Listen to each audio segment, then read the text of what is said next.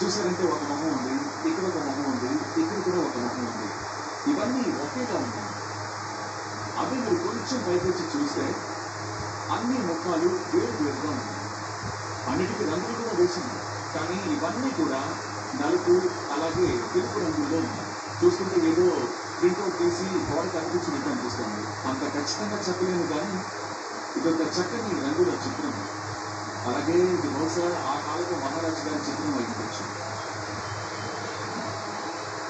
ఇక ఈ కోటలోని అతి ముఖ్యమైన భాగంలో అనిపించేది ఈ గది. ఎందుకంటే రాణిగారు ఇక్కడ హాయిగా కూర్చునేవారు.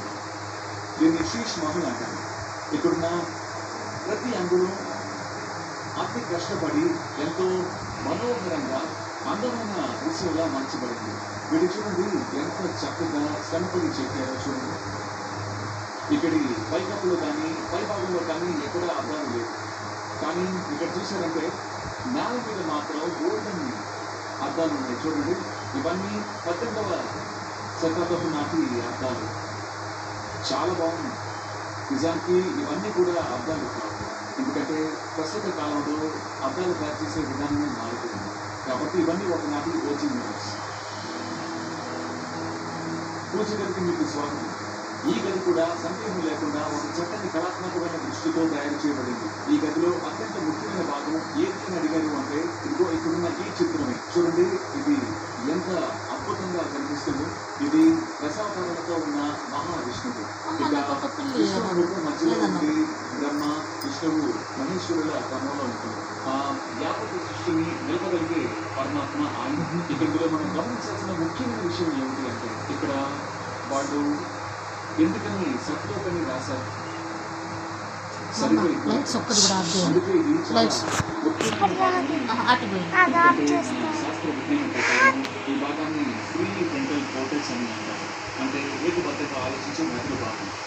మన వేదాల్లో, ఉపనిషత్తుల్లో, భగవద్గీతలో కూడా మనం ఎప్పుడు మన భావోద్వేగ మెదడుని వాడకూడదని, హేతుబద్ధంగా ఆలోచించేదాన్ని వాడాలని చెప్పబడింది. అంటే కొన్ని వేల సంవత్సరాల క్రితమే మన పూర్వీకులకి హేతుబద్ధంగా ఆలోచించాలి అని, భావోద్వేగాలతో ఆలోచించకూడదనే విషయం బాగా తెలిసింది. ఆ సంగతి మనం ఎందుకు వదిలేసాం? ఇంకా మనం హేతుబద్ధ విధానానికి ఎందుకని కట్టుబడి ఉండలేదు? ఇదిగోండి, ఇప్పుడు ఈ భాగాన్ని సబ్లోక్ అని అంటారు. కాబట్టి మనం ఒక విషయాన్ని స్పష్టంగా అర్థం చేసుకోవచ్చు. నదిలోని సబ్లోక్ భాగాన్ని దానివల్లే వాళ్ళు ప్రతి ఒక్కళ్ళు హేతుబద్ధంగాను, అలాగే ధైర్యంగా ఉండేవారు. అలాగే ప్రతి నిస్సందేహంగా నిష్కల్మషమైన ప్రేమతో చేసేవాళ్ళు. అందరూ అలాగే ఉంటారు.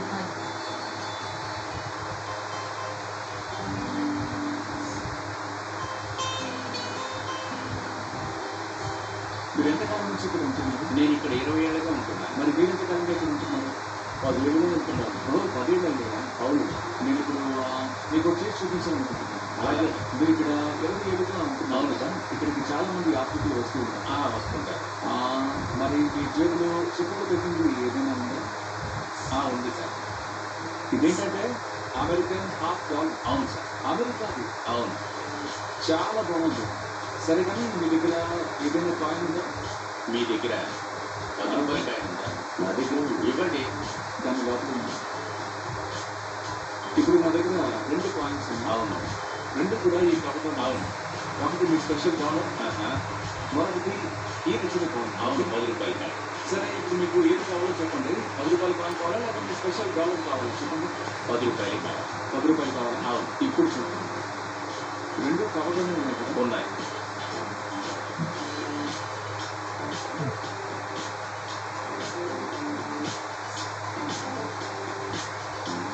ఆశ్చర్యంగా ఉంది.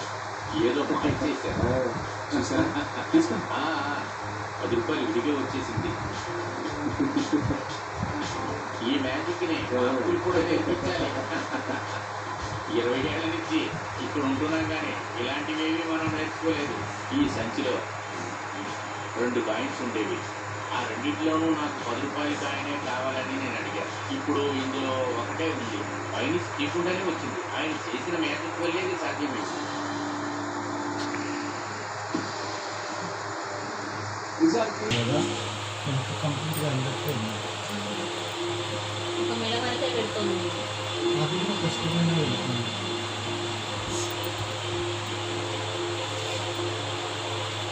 అసలు ఇలాంటివన్నీ ఎలా చేస్తారో నాకు చూడండి.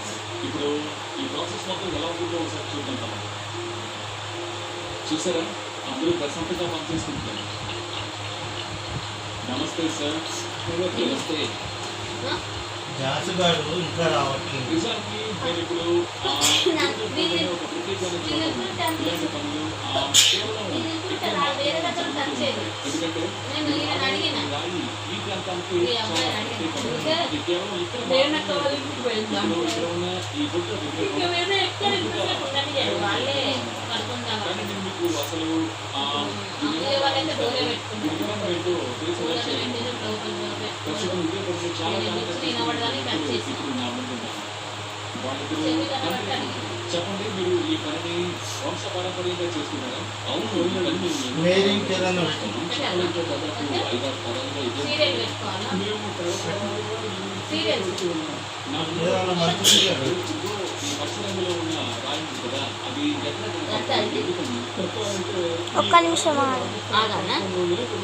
ఇంటికి ఆ రాయి పేరు పాదేగా రాయి. మరి అక్కడున్న ఈ ఒక్క ఎపిసోడ్ అయిపోయింది. అది కాదు, టైం ఎంత అవుతుందో చూడు. రెండు ఒకేలా ఉన్నాయి. ఆ రెండు ఒకే నీ దగ్గర ఉంది కదరా. రైట్ 20ఏనా? ఇదే పని మేము ఇంతవరకు కూడా చేయొచ్చు. కానీ ఓకే, దీన్ని చేతులు చేయండి. వీటికి మీకు విగ్రహం చేయడానికి ఎంతకాలం అవుతుంది? దాదాపు 15 నుంచి 20 రోజులు పడుతుంది. మీరు ఇంతవరకు మీ కళ గురించి చూపినందుకు చాలా చాలా థ్యాంక్స్. నేను మీకు ఒకటి చేసి చూపించాలి అనుకుంటున్నాను. చెప్పండి, ఇక్కడ ఏమీ లేదు కదా? ఏమీ లేదు సార్, ఏమీ లేదు. మరి ఇందులో ఏమీ లేదు. అయితే సార్, నాకు మీరు ఒక సాయం చేయండి. ఏదో ఒక జంతువు పేరు చెప్పండి. ఏనుగు. ఏనుగు. ఇప్పుడు చూడండి, 1, 2, 3.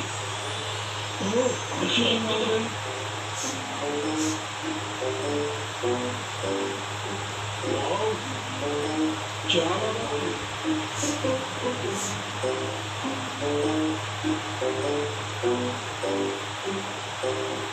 ఎలా వచ్చిందో కూడా తెలియలేదు కదా. అంతా మ్యాజిక్ లాగా ఉంది.